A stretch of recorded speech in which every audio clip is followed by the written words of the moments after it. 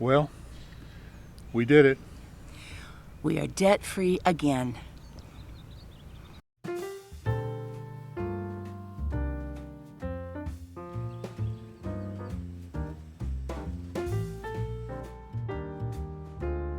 Here we go.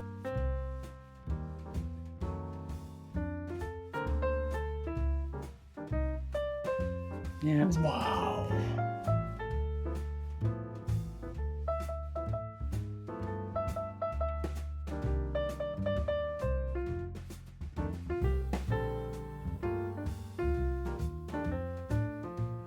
Well, hey everybody, I'm Bill.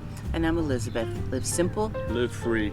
And you know, we have been telling you for ever since we moved here that we were going to be working on paying this house off quickly. And this month, it's actually done. Yeah. You know, we have felt for many, many years now that it's very, very important to remain debt-free.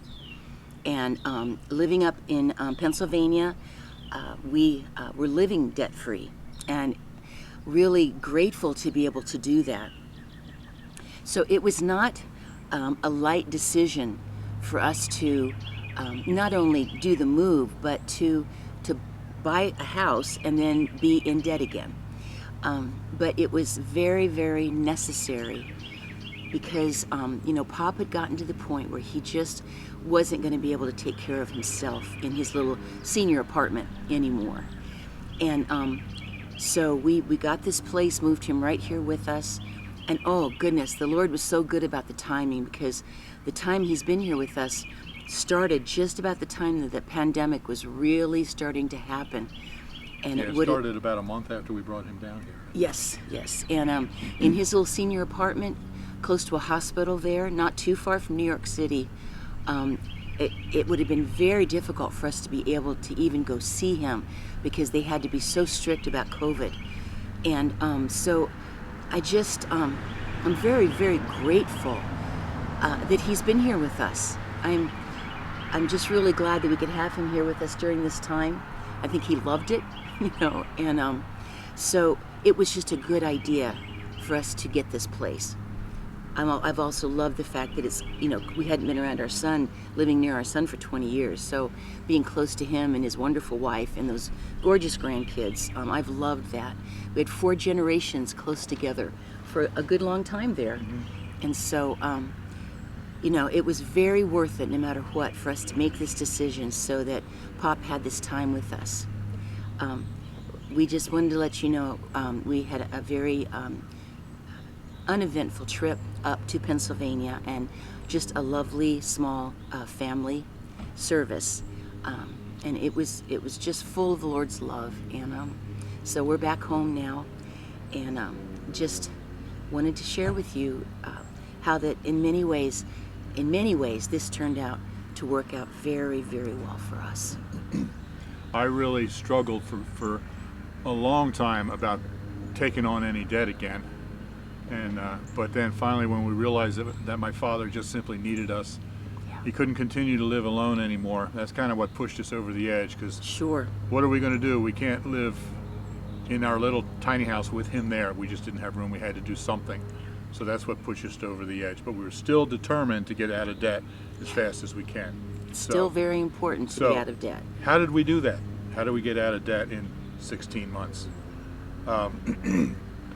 First of all, you know, a lot of people who are trying to invest in real estate are looking for the appreciation. They buy a house and they hope it's going to appreciate, and that's where they think they're going to make their money.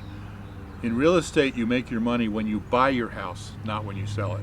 What I mean is you make your money by finding a great deal.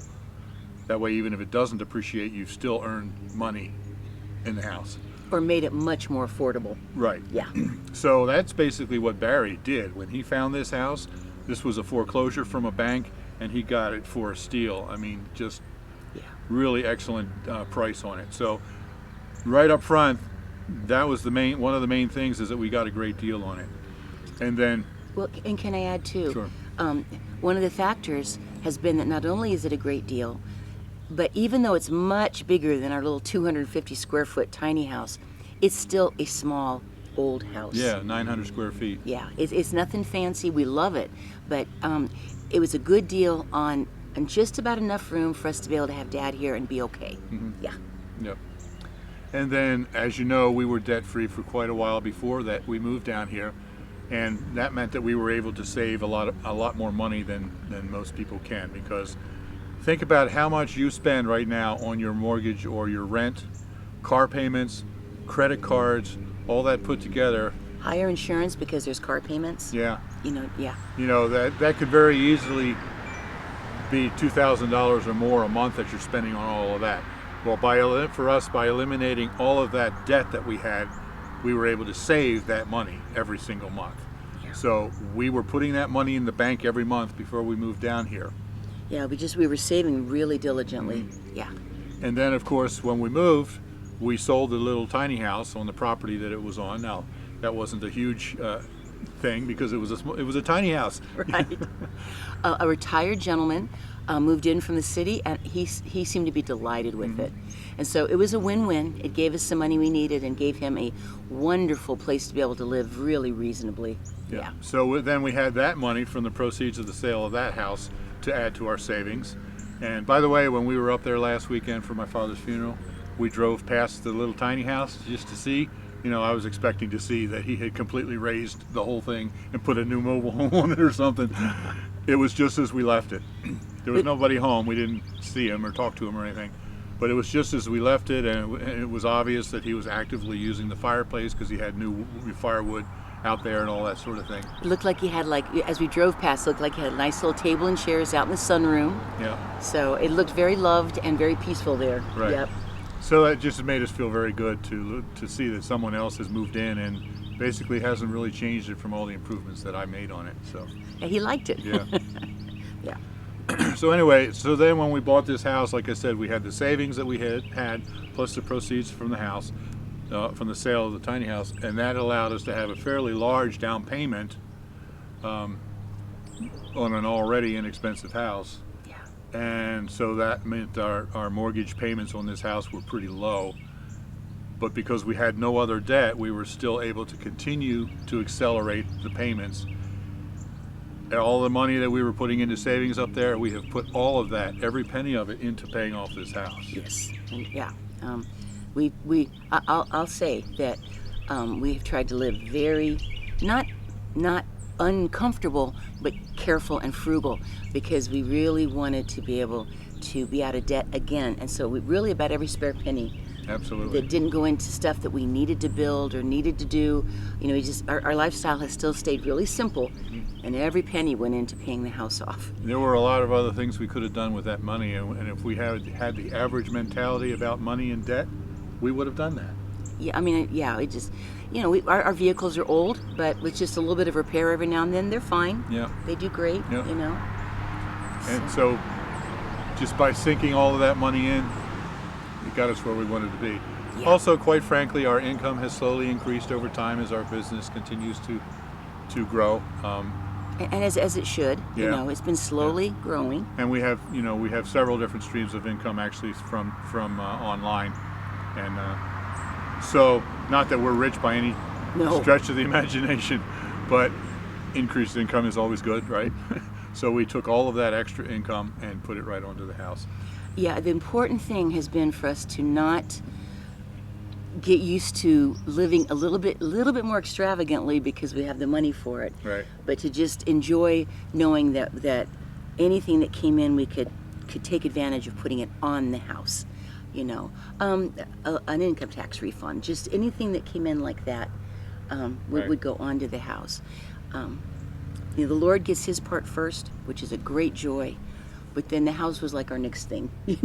Absolutely. So putting all of that together actually, like I said, allowed us to pay this thing off in 16 months. And even though that it wasn't really much debt as far as a mortgage normally goes, and even though the payments weren't really big compared to what many mortgages are, it is still such an incredible relief to get it paid for and to be debt-free again.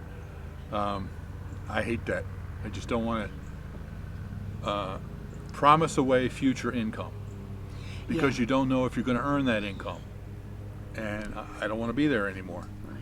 Yeah, we don't want to be sacrificing something in the future for the sake of something now. It's any way we can avoid that, you know. Right. We need to know that if things would suddenly change, to the best of our ability, we have our expenses as reasonable and low as we possibly can. And you know, we don't pay POA dues here, Property Owner Association dues here. We have a well and septic, so we don't pay for sewer. I actually, as far as like what you have to pay out to live in the place, actually pay a little bit less here than we did in our tiny house. Is that amazing? Isn't that incredible? It's We just, have a house on 1.3 acres and compare it to a travel trailer on a lot that was 50 feet by 100 feet. And it actually, now that it's paid off, it actually costs us less per month to live here than it did up there.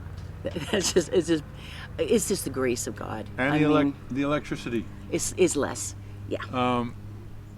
Even counting in the wood stoves in both places. Yeah, using the wood stove a lot up there and using it some here. There were two factors there. One is we're further south, and up there many times we had 10 below at night Fahrenheit. Yeah, we had cold winters. And down here, I think the coldest night we had was 13 degrees or something like that. Yeah, right at Christmas time. Yeah. It got down to 13. So it doesn't get as cold here. And also that little travel trailer had 2-inch walls this thick. He tried to insulate any way he could think of. I added extra insulation to it, but you just, no matter what, you lose a lot of heat through those walls. And this is still only 2x4 walls, not 2x6 like they build them up in Pennsylvania, but it's considerably more insulated.